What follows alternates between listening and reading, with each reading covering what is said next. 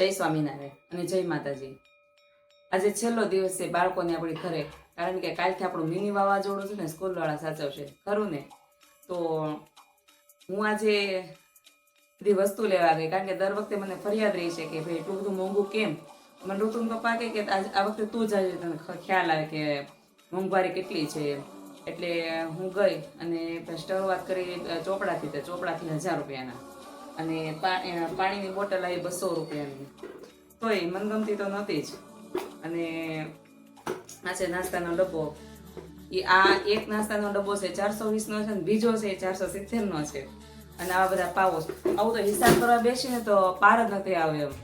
અને ખરેખર આ વખતે પહેલાના જમાનામાં એમ કહેતા કે ભાર વિનાનું ભણતર છે, અને અત્યારે હું એમ કહું ને તો ભાઈ ભારવાળું ભણતર છે। અને ખરેખર ભાર થોડોક હોવો જ જોઈએ ભણતરમાં, અને જેટલો ભાર હશે ને એટલું જ બાળક ભણશે એવું હું માનું। કારણ કે પેલા ભાર વિનાનું ભણતર હતું ને એટલે અમે ભણી ના શક્યા, અને આજે ભારવાળું ભણતર છે ને એટલે લોકો આગળ નીકળે છે, આપણું સંતાન છે એ આગળ નીકળે છે। પણ અમારો સમય હતો ને ત્યારની તમને હવે મસ્ત વાત કહું કે જ્યારે અમારે સ્કૂલ ખોલે ને ત્યારે અમને ખબર જ નહીં સ્કૂલ ખોલવાની છે, અને ઘરેથી એમનો કંઈક સ્કૂલ ખોલવાની છે, અને ઉરિયા ખાતરના જે બાચકા ખાલી થાય ને એની ઠેલી સીવડાવીને અમે ભાઈ બેન 4 હતા, મારા મામાને ઘરે હું ભણતી એટલે બા જાય મારા નાનીમાં, અને સવારે ખાલી થયા હોય અને ધોઈ ફૂકવીને બપોર પછી નાખ્યા કાલે ભાઈ 4 ઠેલાના સીવવાના છે મસ્ત મજાને એમ।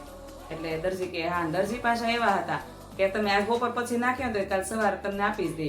અને સવારે સ્કૂલ શરૂ થાય ને પેલા તો મારા નાનીમાં છે મંદિરે જાય ને સાથે સાથે લેતા પણ આવતા, તો કે હાલો છોકરાઓ તમારા બેગ આવી ગયા, અને અમે ખરેખર ખુશ થઈ જતા અમને ઓહો। અને ત્યારે સ્ટીલની પેટી અને એલ્યુમિનિયમની પેટીનો એક સાલ હતો, એક ટ્રેન્ડ હતો ત્યારે। ખૂબ સારું છોકરું હોય, ખૂબ ઘરમાં સારું હોય અને થોડુંક ટેલેન્ટ હોય ને, તો એ છોકરાને ઘરે જ પેટી હતી, એ છોકરો જ પેટી લઈને આવે, તો અમે તો આમ સામું જોતા કે હા એની પેટી છે ખરેખર। અને આ નાસ્તાના ડબ્બાની વાત કરીને તો અત્યારે છોકરાને એવડો નાસ્તાના ડબ્બા છે, આ તો સસ્તો છે હજી, એનાથી મોંઘા પણ હતા, પણ આ મારું બજેટનું છે એટલે મેં બજેટનું લીધું।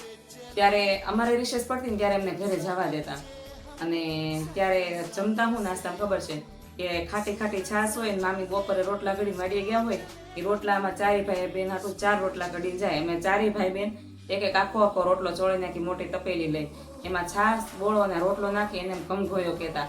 તમે શું કહેતા, તમે ખાતા હોય તો જરા કમેન્ટ કરી દેજો, અમે ગમગોયો કહેતા। ખરેખર એ ખાવામાં મીઠાશ જ એવી હતી, અને ખાધું હોય ને એમ થાય કે ભાઈ ખાધું હો। અને આ ડબ્બામાં તમે શાક રોટલી નાખો તો એ પાછા વટાના છોકરા ક્યાં ખાઈ શકે છે, અને ઘણી બધી વસ્તુ છે।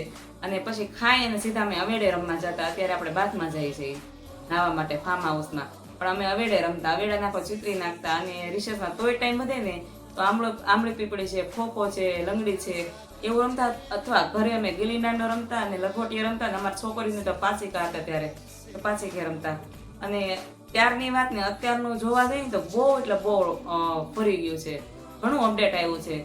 અને ત્યારે એટલે જ કહેવાતું હશે કે ભાઈ ભાર વિનાનું ભણતર, અને ચોપડા પણ એટલા બધા લઈ જવા ન આવતા, અને એ ચોપડા જો પહેલા દિવસે આપ્યા હોય એની સુગંધ એની તમે વાત જ કરો, સુગંધ ખરેખર મને બહુ ગમતી, તમને ગમતી કે નહીં જરા કહી દેજો। અને અત્યારે હું ચોપડા લઈને આવી પણ એ સુગંધ જે પહેલા હતી એ સુગંધ હવે ચોપડામાંથી આવતી નથી। અને તમને ખ્યાલ હોય તો લીલા કલરનું એક આવતું ઝાડ, એને એમ કહેતા વિદ્યાની દેવી છે, એટલે પુસ્તક વચ્ચે રાખતા એક મોરપીંછ રાખતા કે ભાઈ હું હોશિયાર છું ને, નખની અંદર કંઈક એવું વ્હાઈટ વ્હાઈટ થઈ જતું ને તો કે જો ભાઈ મારી એટલી વિદ્યા છે, જે વિદ્યા નખની ઉપર આવે ને તો કે જો મારી વિદ્યા ઉપર ચડે છે, હું હોશિયાર હતા, પણ હોય ઠોઠના ઠોઠ જ, કારણ કે હું જ એવી હતી અને હું જેવું માનતી કે ભાઈ હું તો ઠોઠની ઠોઠ જ।